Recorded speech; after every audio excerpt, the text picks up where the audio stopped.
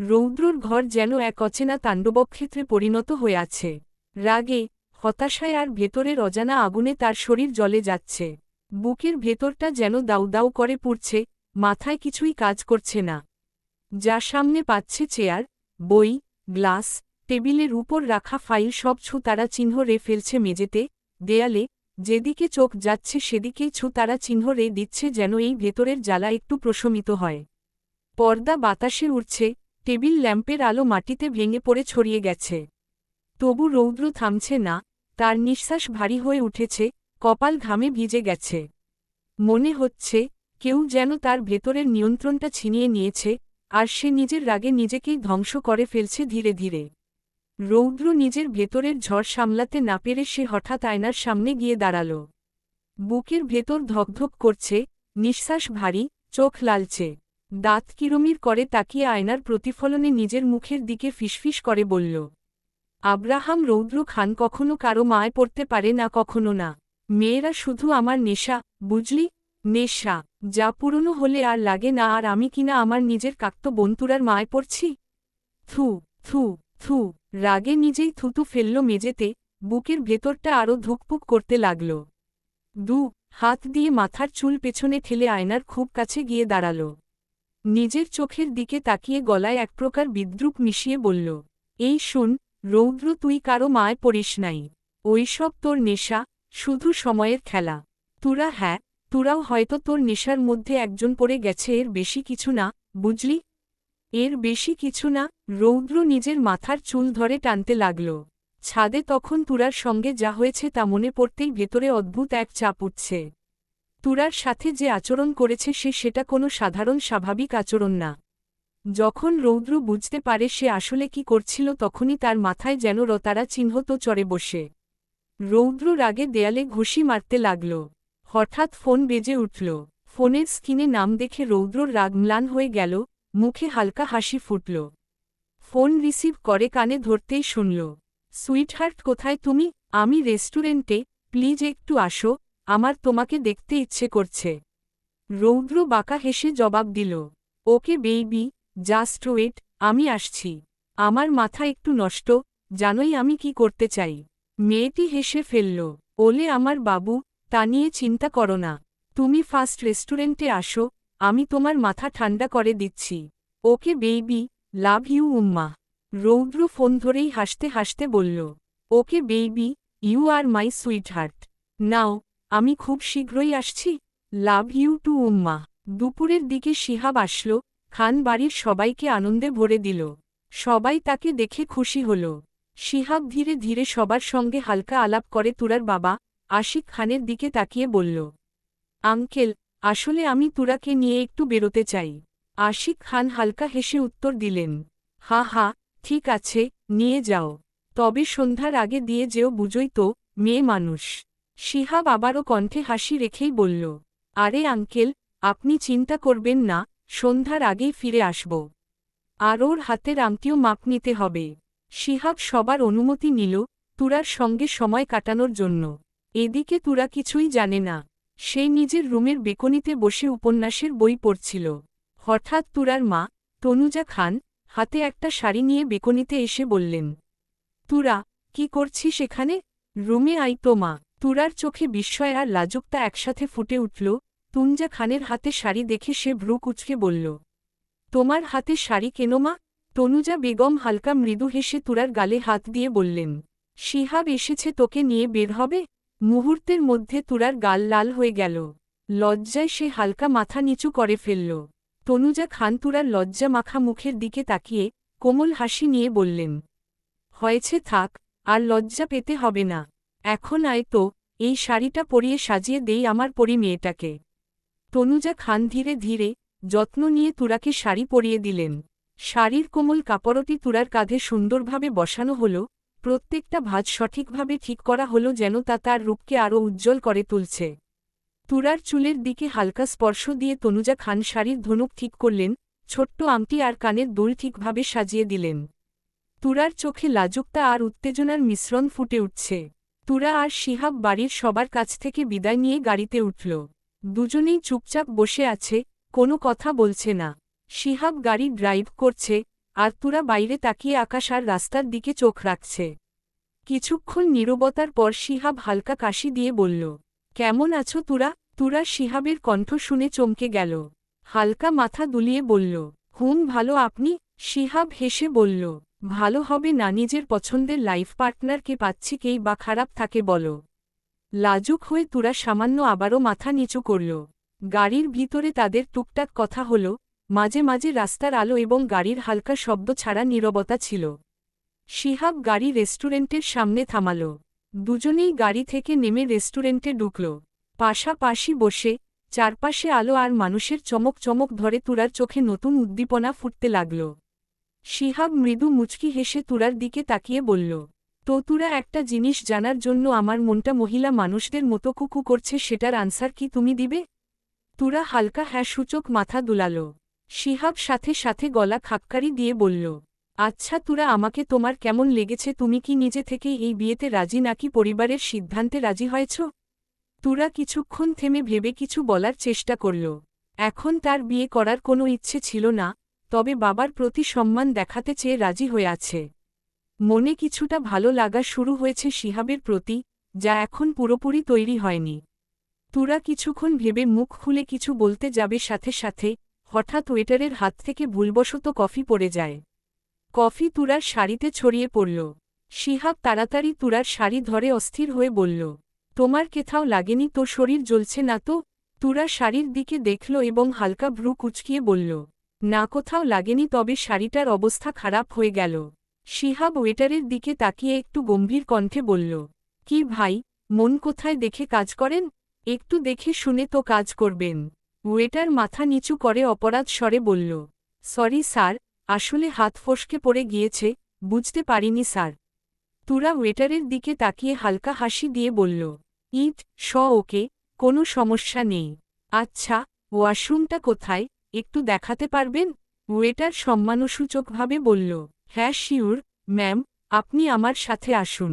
তুরা যাওয়ার জন্য পা বাড়াল, সাথে সাথে শিহাব বলল, আমি আসব। তুরা হালকা মাথা নাড়ল, বিনয়ী কণ্ঠে বলল, না না, আপনি এখানে বসেন, আমি শাড়িটা ঠিক করেই আসছি। তুরা ওয়েটার সাথে ওয়াশরুমে চলে আসল। ওয়াশরুমের ঢুকেই তার চোখ আস্ত বড় বড় হয়ে গেল, যেন নিজের চোখকেই বিশ্বাস করতে পারছে না, ভাবছে এইটা কি ওর চোখের ভুল নাকি সত্যি। তুরা চোখ ঘষল, সামনে একই জিনিস দেখছে। সামনে রৌদ্র একটা মেয়েকে দেয়ালে চেপে ধরে তারা চিহ্ন বকিস করছে। রৌদ্র যেন পারছে না মেয়েটাকে খেয়ে ফেলতে। মেয়েটার জামা কাঁধ থেকে অনেকটুক নামানো, আর রৌদ্র বারবার ওই কাঁধে নিজের ঠোঁট ছুঁয়াচ্ছে। মেয়েটা হাঁপাচ্ছে, শরীর অজান্তেই কেঁপে উঠছে। দুই হাতে রৌদ্রের চুল খামছে ধরে আছে। এই দৃশ্য দেখে তুরা আর নিজেকেই সামলাতে পারল না, মুখ থেকে বের হল এক দীর্ঘ বুক ফাটানি চিৎকার। শেষে সাউন্ড বন্ধ হয়ে গেল। তুরা সেন্স হারিয়ে ধব্বাস করে ফ্লোরে পড়ে গেল। রেস্টুরেন্টে যেন একরকম ভিড় জমেছে। সেই ভিড়ের মধ্যে ডাক্তার তুরাকে দেখছেন। তুরার পাশেই শিহাব বসে আছে, যে এখন তুরার হাতের তিলু ঘষছে। শিহাবের মুখে অন্তর চাঞ্চল্য আর চিন্তার ছাপ। তুরার কি হল, কেন সে সেন্স হারিয়ে ফেলল, আর ওইভাবে চিৎকার বা কেন দিল? তুরা যখন চিৎকার দিয়ে সেন্স হারিয়ে ফেলেছিল, সেই চিৎকারে রেস্টুরেন্টের অনেক মানুষ শুনতে পেয়েছে, শিহাবও। শিহাব দৌড়ে ওয়াশরুমে এসে দেখে তুরা সেন্স হারিয়ে ফেলেছে। শিহাব সঙ্গে সঙ্গে ডাক্তারকে খবর দিয়েছিল। তুরার এক পাশে রৌদ্র দাঁড়িয়ে আছে, যার মুখ লাল টকটকা। কিছুক্ষণ আগে তুরার চিৎকার শুনে ঘুরে দাঁড়িয়ে দেখে তুরা। ওয়াশরুমে তুরাকে দেখে রৌদ্র অবাক হয়ে যায়, তুরা এই সময় এখানে কখন এলো? রৌদ্রর ভাবনার মাঝেই শিহাব ওয়াশরুমে ঢুকে গিয়েছিল। মুহূর্তেই রৌদ্র বুঝে যায়, তার মানে তুরা শিহাবের সাথে রেস্টুরেন্টে এসেছে। রৌদ্রের কেমন জানি জেলাসি ফিল হয়। মনটা যেন কেন তুরার পাশে শিহাবকে সহ্য করতে দিচ্ছে। রাগ আর জেলাসি একসাথে তার মনকে দখল করছে।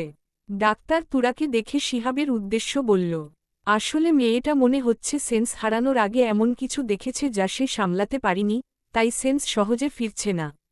আপনি একটা কাজ করুন, বাসায় নিয়ে যান, আর আমি কিছু ওষুধ লিখে দিচ্ছি, সেইগুলো খাওয়াবেন, যাতে সেই দৃশ্যটা চোখে আর না থাকে।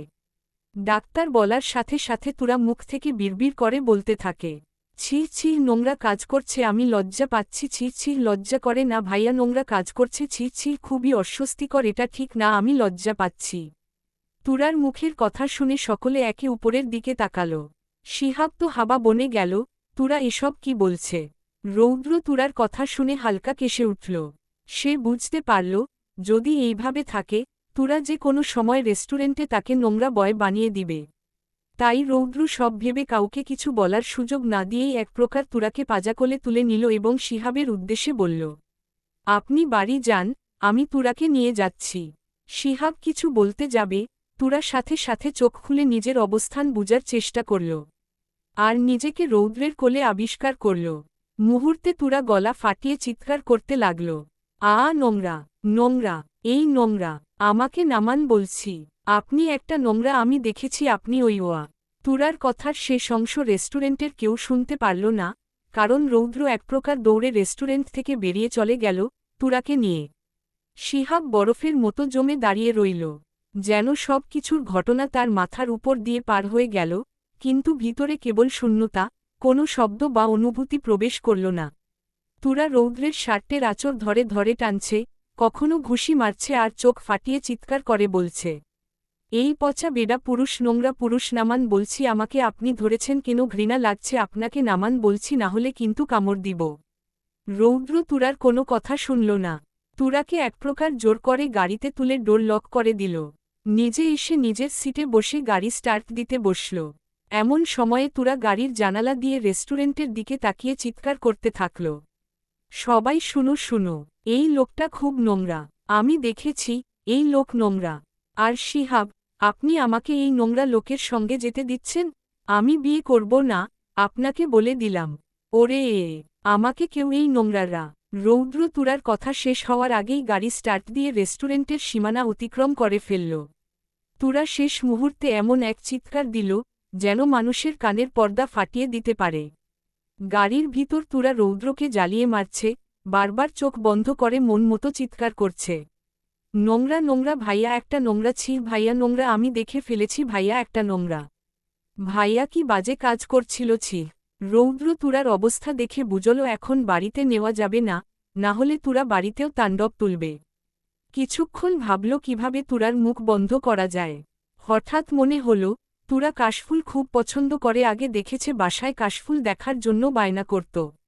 আর এখন তো কাশফুলের সিজন, হয়তো কাশফুলের কাছে নিয়ে গেলে তার চিৎকার কমানো যাবে।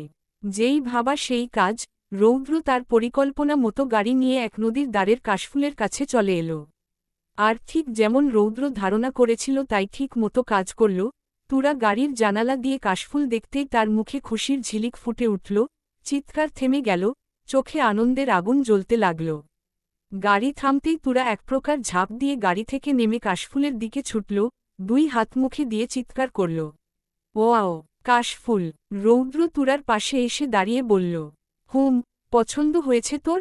তুরা রৌদ্রের দিকে না তাকিয়ে কেবল উত্তর দিল, হ্যাঁ, খুব, আমার কিছুদিন ধরেই ইচ্ছে হচ্ছিল কাশফুল দেখতে, শুধু বাবা মানা করাই আসতে পারিনি। ওহে, আমার কাশফুল, আমি আসছি, তোমার কাছে খুব মিস করছিলা না আমাকে, তাই না? আমি আসছি। কথাটা বলতেই তুরা দৌড় দিল, একবারে কাশফুলের ভিতরে ঢুকে গিয়ে খুশিতে আত্মহারা হয়ে নাচতে লাগল। তুরার হুঁশি নেই যে তার এই আনন্দের কাণ্ড কারও বুকের ঝড় তুলে দিচ্ছে। আর সেই ব্যক্তিটা আর কেউ নয়, আব্রাহাম রৌদ্র খান। রৌদ্র তুরার এই হাসি, এই খুশি দেখে যেন তার বুকের পৃথিবী কেঁপে উঠল। তুরার প্রতিটি পায়ের তাল, ঠোঁটের কোণে ফুটে থাকা হাসি, সবকিছু যেন রৌদ্রের বুকে সরাসরি তীরের মতো লাগল, হৃৎপিণ্ডে অদ্ভুত এক স্পন্দন তৈরি করল। চোখের সামনে তুরার আনন্দ, মৃদু লাজ আর খুশির ঝিলিক সব মিলিয়ে রৌদ্র যেন মুহূর্তের মধ্যে বন্দী হয়ে গেল। আর এই হাসির কোনো প্রতিসাধন সে চাইছিল না, শুধু চোখে রাখতেই হল। রৌদ্র তুরার দিকে তাকিয়ে হঠাৎ কণ্ঠে কেঁপে ওঠা ভাব প্রকাশ করল, আমার কি হচ্ছে? আমি তুরাকে দেখে কেন এমন থেমে যাচ্ছি? কেন আমার তুরাকে এত ভালো লাগছে? ওকে দেখলে আমার বুক কেঁপে ওঠে, স্পন্দন কেঁপে ওঠে। কেন ওকে দেখলে আমি দুর্বল হয়ে যাই? কি আছে এই তুরার মধ্যে, যা আমাকে এত দুর্বল করে তুলছে?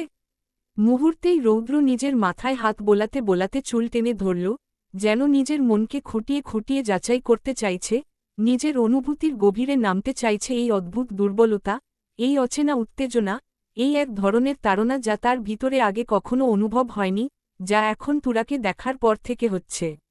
রৌদ্র নিজের ভেতরে নিজের সাথেই লড়ছে, ঠোঁট নড়ছে ধীরে, চোখে কাশফুলের আলো ছা, কিন্তু মনের ভেতর এক প্রচণ্ড অস্থিরতা।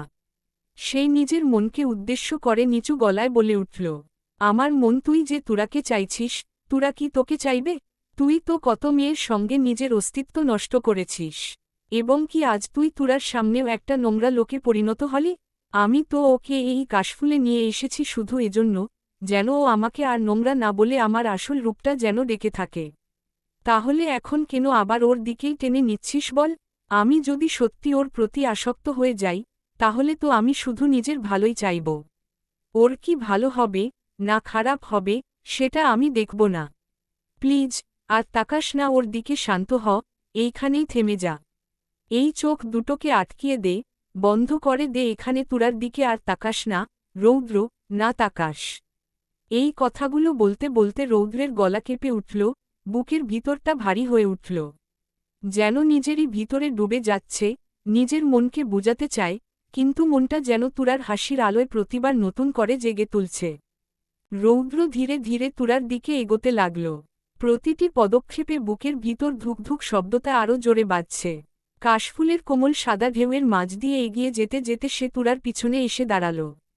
তুরা তখন কাশফুলে মুগ্ধ, কখনো ঝুঁকে ছুঁয়ে দেখছে, কখনো বাতাসে ওড়ানো তুলোর মতো ফুলগুলো ধরার চেষ্টা করছে। হঠাৎ তুরা পিছন ফিরে তাকাতেই রৌদ্রকে এতটা কাছে দেখে সে চমকে উঠল, এক ধাপ পেছনে সরে গিয়ে কেঁপে ওঠা কণ্ঠে বলল, নোংরা আপনি? থুক্কু ভাইয়া, আপনি এইখানে? রৌদ্র কোনো উত্তর না দিয়ে ধীরে ধীরে আরও কাছে এগিয়ে এলো। চোখের গভীর দৃষ্টিতে তুরার চোখে চোখ রেখে শান্ত অথচ ভারী গলায় বলল, কেন তুরা আমাকে এইভাবে টানছিস বল? তুরা, আমি যদি একবার তোর টানে চলে আসি তাহলে তুই ঠিক পারবি তো? তুরা কিছুই বুঝে উঠতে পারল না, শুধু অবাক হয়ে তাকিয়ে রইল। মনে হল রৌদ্রের মুখের প্রতিটি শব্দ যেন কোনো অজানা ভাষায় বলা। তার ভাবনার মাঝেই রৌদ্র আরও এক ধাপ কাছে এলো। তাদের নিঃশ্বাস প্রায় একে অপরের গালে ছুঁয়ে যাচ্ছে। রৌদ্র এবার আরও গভীরভাবে তাকিয়ে বলল, কি হল? চুপ করে আছিস কেন?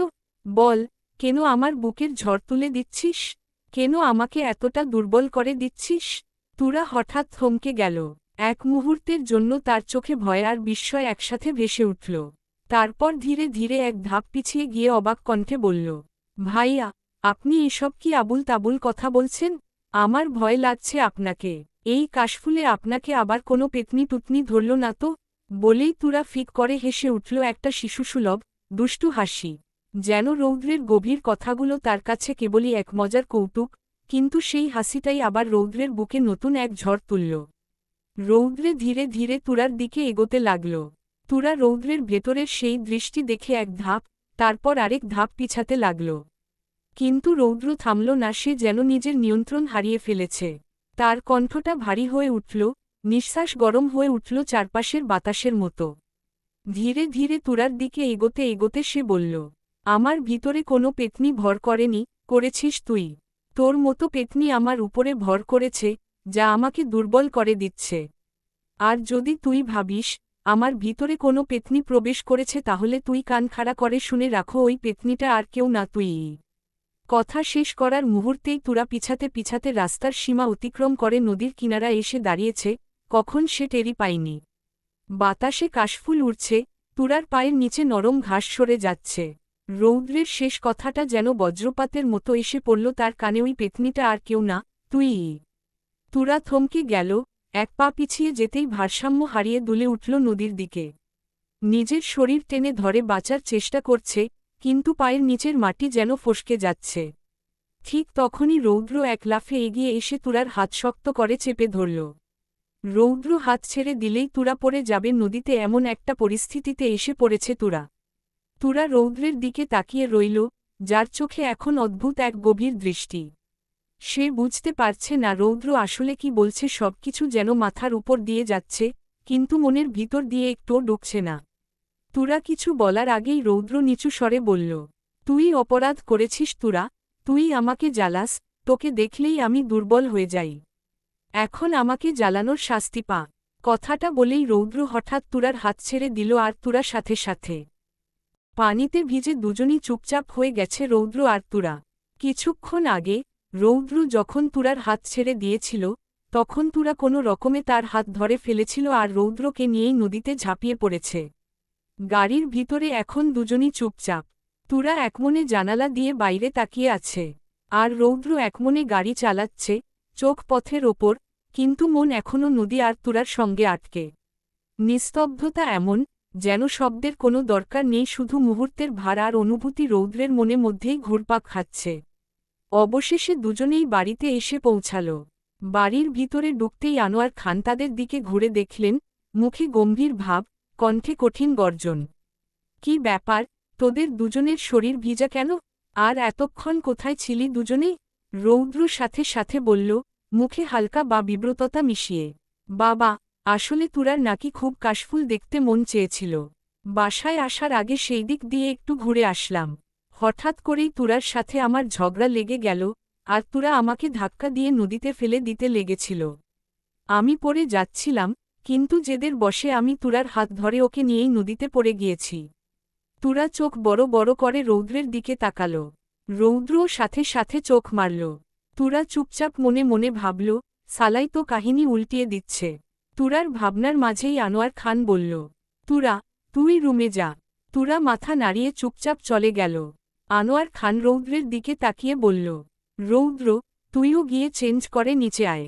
তুরার বিয়ের লিস্ট করতে হবে, সময় কম।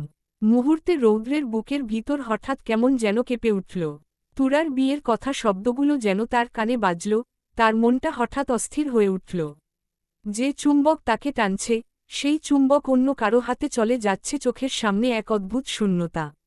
রাতের বেলা খান বাড়িতে সকল আত্মীয় স্বজন আসা শুরু করবেই না কেন, পরশু দিন তুরার গায়ে হলুদ। খান বাড়ি যেন এক মুহূর্তে উৎসবের আলো আর ধুলোর মিশ্রণে ভরে উঠল। হলো রুমে সকলের আড্ডা, হাসি, খুশি আর মজা সবই জমে উঠেছে। কিন্তু এত আনন্দের মাঝেও রৌদ্রের মনে শান্তি নেই। যখন থেকে সে বুঝতে পেরেছে তুরার বিয়ে হয়ে যাচ্ছে, তখন থেকেই তার বুকের ভিতর অদ্ভুত অস্থিরতা ভর করেছে। যেন কিছু হারিয়ে যাচ্ছে, কিছু চুরি হয়ে যাচ্ছে। এক অজানা শূন্যতার অনুভূতি তাকে বারবার কাঁপিয়ে তুলছে। পাগলের মতো দেয়ালে একের পর এক ঘুষি দিচ্ছে রৌদ্র। সে কোনোভাবেই এই বিয়ে মানতে পারছে না। তার হাতের শক্তি, ঘুষির আঘাত সবই রাগ আর বেদনার মিশ্রণে কেঁপে উঠছে। নিজের মন শুধু বলছে, তুরাকে তুই করে নে, কারণ তুই তুরার প্রতি আঁকড়ে গিয়েছিস। রৌদ্রের চোখে লাল বুকের ভেতর এক অদ্ভুত শূন্যতা যা তাকে কোনোভাবে শান্ত হতে দিচ্ছে না। কিছুক্ষণ ঘুষি দিয়ে রৌদ্র হাঁপাতে হাঁপাতে মাথার চুল পিছনে ঠেলে দিয়ে বলল, তুরা পাখি, তুমি আমাকে টেনে অন্য জন্মের গায়ে লেগে যেতে চাও? তা আমি হতে দিব না। আমি নিজের অনুভূতির সাথে আর লড়তে চাই না। আমার যা বুঝার বুঝা হয়ে গেছে, আমার তোকে চাই মানে চাই। আর আমি বলেছিলাম, আমাকে টানিস না, যদি টানিস তাহলে তুইই বিপদে পড়বি। এখন তোর সময় শেষ, তোর বিয়ে হবে, গায়ে হলুদও হবে, তুই কবুলও বলবি, আর সেই কাজগুলোই তুই আমার নামে করবি। ডিস ইজ ফাইনাল, তুরা, ইউ আর মাইন। রৌদ্রের চোখে আগুন, কণ্ঠে কম্পন, বুকের ভেতর উত্তেজনা আর প্রেমের ঝড়, সব মিলেমিশে এক অদ্ভুত উত্তাপ তৈরি করছে। তুরার নাম উচ্চারিত মাত্রই যেন সময় থমকে গেছে, আর রৌদ্রের মন শুধু এই এক শব্দেই আটকে আছে। সন্ধ্যার দিকে ছাদে গায়ে হলুদ শুরু হয়। তুরাকে পাল্লার থেকে সাজিয়ে একদম পরীর মতো বানিয়ে ফেলেছে। সোনালি আলোয় তুরার মুখটা যেন আলোকিত হয়ে উঠেছে। আমার গল্প আপনাদের পছন্দ হলে তাহলে অবশ্যই লেখিকা প্রিয়সিনী পেজে ফলো করবেন। সবাই একে একে তুরার গায়ে হলুদ দিচ্ছে, হাসি আনন্দে চারদিক মুখরিত। কিন্তু এই উৎসবের মাঝেই হঠাৎ সবাই খেয়াল করল রৌদ্র কোথাও নেই। এতজনের ভিড়ে তার দেখা নেই। আয়ান ফোন দিল, কিন্তু ফোন বন্ধ। আনোয়ার খান কপালে ভাঁজ ফেলে বলল, রৌদ্র আবার কোথায় গেল? সে কি হলুদ লাগাবে না? আরফা মাঝখান থেকে বলল, আমি রৌদ্র ভাইয়াকে গাড়ি নিয়ে বের হতে দেখেছি। মুহূর্তেই সবাই চিন্তায় পড়ে গেল, গাড়ি নিয়ে আবার কোথায় গেল সে? হলুদ অনুষ্ঠানের হাসি যেন থেমে গেল, চারপাশে এক অজানা দুশ্চিন্তার ছায়া। ঠিক তখনই কারো কণ্ঠ ভেসে এলো ছাদের দিক থেকে জোরে, আত্মবিশ্বাসে ভরা কণ্ঠে, হয়েছে, আমার জন্য আর চিন্তা করতে হবে না, আমি এসে গেছি। সবার চোখ গেল ছাদের দরজার দিকে, যেখানে রৌদ্র দাঁড়িয়ে আছে, হাত দুটো পিছনে, মনে হচ্ছে পিছনে কিছু এনেছে। রৌদ্র এগোতে এগোতে তুরার উদ্দেশ্যে বলল, আমি একটা কাজে গিয়েছিলাম, আমার কিউট না, মানে তুরার জন্য গিফটটি আনতে। সকলে অবাক চোখে তাকালো রৌদ্রের দিকে। রৌদ্র তুরার কাছে এসে পিছন থেকে কিছু একটা বের করে তুরার সামনে দিয়ে বলল, কংগ্রাচুলেশন, তুরা, আমার তরফ থেকে তোর এই ছোট গিফট। তুই কি গ্রহণ করবি? তুরার সাথে সাথে খুশি হয়ে গিফটটা নিয়ে বলল, ধন্যবাদ ভাইয়া। সকলেই জোরে তালি দিতে থাকল। রৌদ্র সামান্য হলুদ হাতে নিয়ে তুরার মুখে লাগিয়ে দিল। তারপর কানে কানে ফিসফিস করে বলল, রাতে এই গিফটটা খুলবি, তোর জন্য স্পেশাল কিছু আছে, একটা সুন্দর রুমাল পাবি, সেটার ঘ্রাণ নিবি, দেখবি এত সুন্দর একটা ঘ্রাণ যা তুই নিজেই পাগল হয়ে যাবে। কথাটা বলেই রৌদ্র মুচকি একটা হাসি দিয়ে বক্সের দিকে এগিয়ে গেল। সাথে সাথেই ছেলেদের উদ্দেশ্যে গলা চড়িয়ে বলল, এই চুপচাপ দাঁড়িয়ে আছিস কেন? গান দে, আমার বিয়ে আমি নাচব না তা কি করে হয়? Music on. রৌদ্রের কথাটা শেষ হতেই বক্সে গান বাজতে শুরু করল। মুহূর্তেই ছেলেরা যেন পাগল হয়ে গেল। কেউ হাত উঁচু করে, কেউ ব্যাঙের মতো লাফাতে লাফাতে নাচতে শুরু করল। আর সেই ব্যাঙদের ভিড়ে রৌদ্র এখন ঠিক মাঝখানে, গায়ের হলুদে মেখে পুরো পাগলামির ছন্দে লাফাচ্ছে। ছেলেদের এই পাগলামি দেখে মেয়েরা হেসে একেবারে গড়াগড়ি খেতে লাগল। কেউ পেট চেপে হাসছে, কেউ ফোন তুলে ভিডিও করছে। হাসির রোল যেন ছাদটা কাঁপিয়ে দিচ্ছে। কিন্তু সেই আন্নদের মাঝেও এক কোণে চুপচাপ দাঁড়িয়ে আছে আরিশা। ওর চোখ কোথাও হারিয়ে গেছে। আরিশাকে এইভাবে নিশ্চুপ দাঁড়িয়ে থাকতে দেখে আরফা এগিয়ে এলো, একটু অবাক হয়ে বলল, কি হয়েছে, তুই চুপ কেন রে? একটু আগে তো কত চিল্লাচিল্লি করছিলি, হঠাৎ সাউন্ড চুপ হলো কেন রে? আরিশা ধীরে ধীরে বলল, চিন্তায় ডুবে যাওয়া গলায়। তুই কিছু শুনেছিস? আরফা ভ্রু কুঁচকে বলল, কি শুনব? আরিশা গলায় হালকা সন্দেহ আর বিভ্রান্তি নিয়ে বলল, আরে, রৌদ্র ভাইয়া তখন কি বলল? আমার বিয়ে আমি নাচব না তা কি করে হয়? কিন্তু বিয়েটা তো রৌদ্র ভাইয়ার না, তুরার। তাহলে ভাইয়া এই কথা কেন বলল? আরিশার কথায় সাথে সাথেই আরফার মুখেও থমকে গেল। এক মুহূর্তের ওর চোখে যেন এক ঝলকে সবকিছু ফিরে এলো, রৌদ্রের সেই কথা, তার দৃষ্টিটা, হাসিটা। তারপরই ওর মুখে ধীরে ধীরে একটা ফিক করে হাসি ফুটল। আরে ভাইয়া হয়তো মজা করে বলেছে। তুই শুধু শুধু এইটা নিয়ে ভাবছিস। চল, এখন তুরার ওইখানে যাই না, সবাই তো আনন্দে মেতে উঠেছে। বলেই আরফা হাত ধরে আরিশাকে টেনে নিয়ে গেল তুরার দিকে। ছেলেরা এখনও নাচছে, কেউ জোরে চেঁচাচ্ছে, কেউ সিটি বাজিয়ে আকাশ মাথায় তুলছে। কারো শার্টে হলুদের ছোপ, কারো গায়ে ঝলমলে আলো ঝলকাচ্ছে। ছাদের বাতাসে এখন হাসির শব্দ, গানের তালে মাটির হালকা কম্পন, আর তার মাঝখানে তুরা গায়ে শুধু ফুলের মালা, গালে হলুদের ছোঁয়া, ঠোঁটে একরাশ লাজুক হাসি।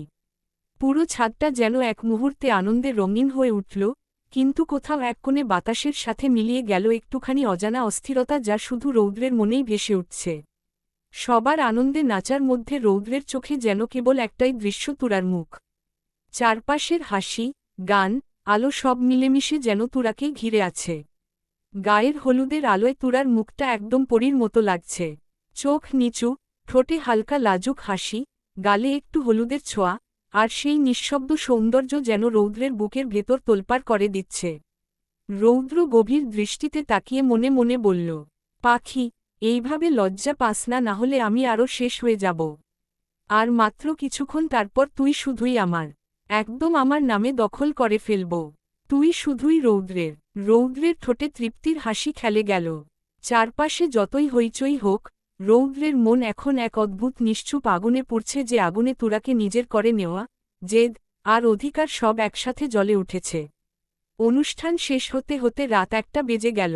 পুরো খান বাড়ি যেন ক্লান্তির ভারে ডলে পড়েছে। গান, হাসি, চেঁচামেচি, হইচই সব মিলিয়ে এখন কেবল নরম নিস্তব্ধতা। একে একে সবাই নিজেদের ঘরে চলে গেছে, আলোগুলো ম্লান হয়ে এসেছে। তুরাও হেলতে দুলতে নিজের রুমে ঢুকে দরজা বন্ধ করে দিল। আয়নার সামনে দাঁড়িয়ে নিজের মুখটা দেখে হালকা হাসল। হলুদের রঙে মুখ একদম কচুপাতার মতো হলুদ, ঠোঁটে শুকিয়ে যাওয়া লিপস্টিক, চোখে ঘুম আর ক্লান্তি।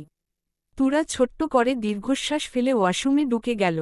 কিছুক্ষণ পর ফ্রেশ হয়ে বের হয়ে এসে চুলটা তোয়ালে দিয়ে শুকাতে শুকাতে বিছানার দিকে এগোল। শরীরটা এখন একদম ভারী হয়ে গেছে, চোখে ঘুম ভর করছে।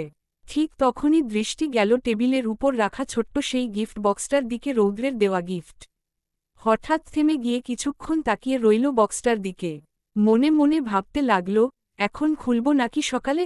সকালে হয়তো মনে থাকবে না, কিন্তু এখন? নিজের সঙ্গে নিজেই এই দোটানার মধ্যে শেষমেশ তুরা মুচকি হেসে গিফটটা হাতে তুলে নিয়ে বলল, সকালে হয়তো আরও মনে থাকবে না, এখন দেখি ভাইয়া আমাকে কি দিল।